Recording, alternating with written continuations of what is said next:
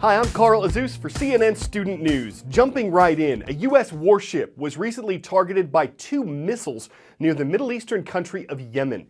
An American military spokesman said the USS Mason was in international waters in the southern part of the Red Sea when the attack happened. The ship deployed onboard defensive measures. The missiles missed their apparent target, hit the water, caused no damage, but where did they come from? The U.S. says they were launched from a part of Yemen controlled by Houthi rebels. Who are the Houthis? They're a group that drove out the Yemeni president and government last year. The Houthis have taken control of much of war-torn Yemen, but they deny that they targeted the U.S. warship. This goes deeper, though. The Houthis are a Shia Muslim group, and they're supported by Iran, a mostly Shia Muslim country. But they're opposed by Saudi Arabia, a mostly Sunni Muslim country that's leading other nations in attacks against the Houthis. Tensions between Shia and Sunni Muslims date back centuries.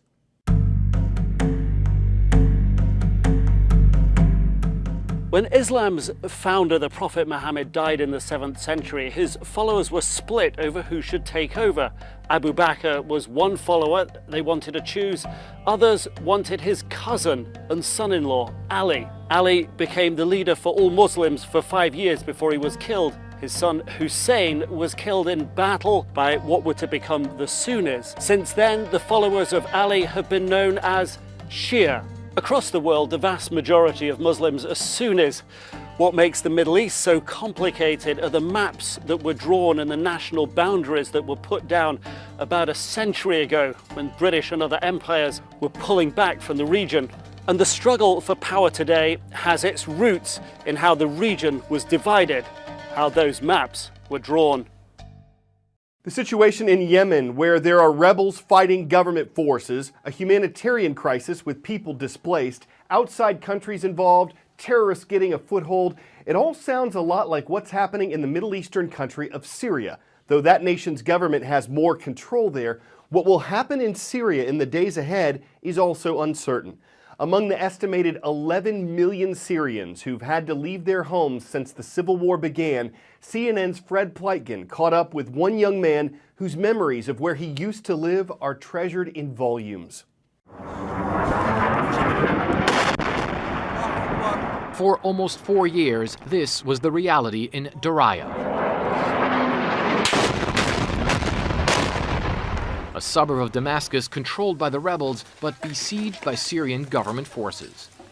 Amid the shelling, the shortages of food, water, and medicine, a space of quiet, of reading, of solace.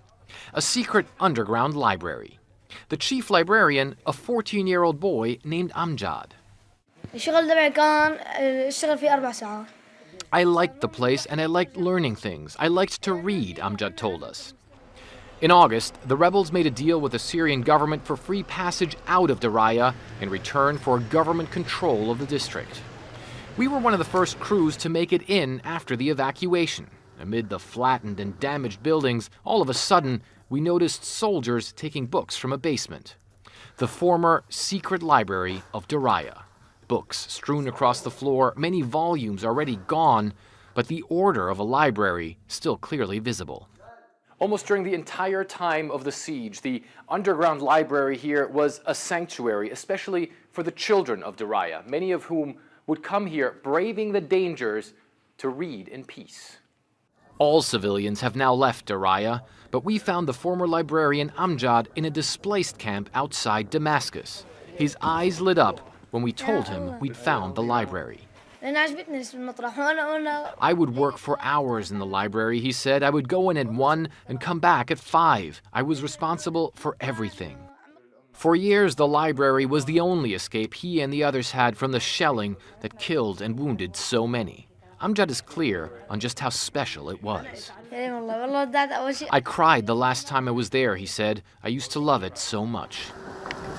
Daraya is now destroyed and abandoned. The underground library is gone, but it will always hold a special place for Amjad and the others, a quiet space in the hell they faced for almost 4 years.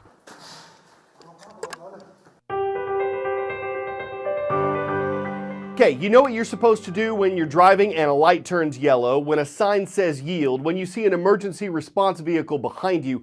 But what about when there's an obstacle on the interstate, or if your car goes into a skid?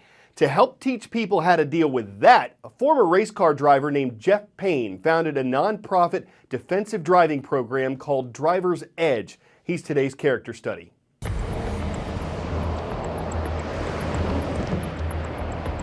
All these kids are dying on our roadways.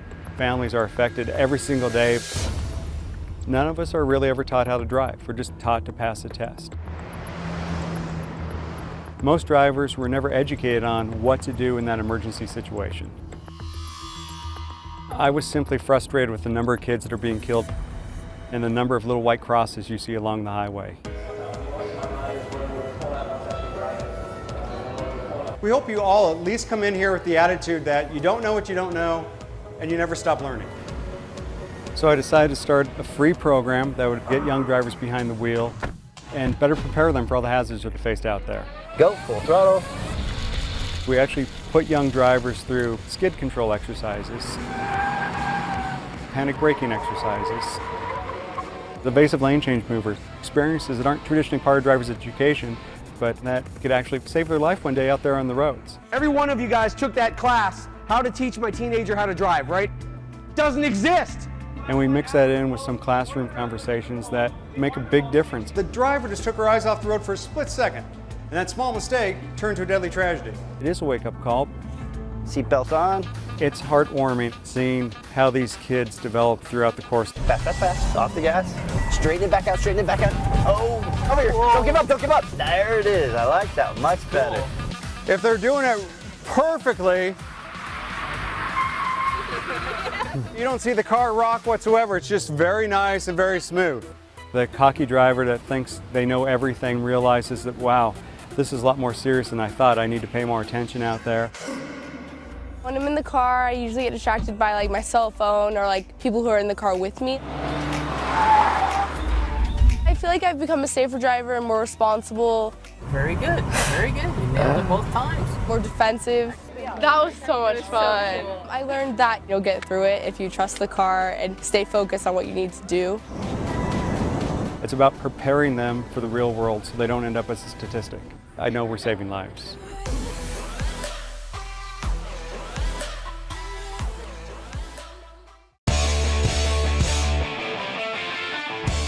$1,500 might seem a little steep for a single piece of luggage, especially if it's just a carry-on. It only has the capacity of an overnight bag, and at 19 pounds, it's not lightweight.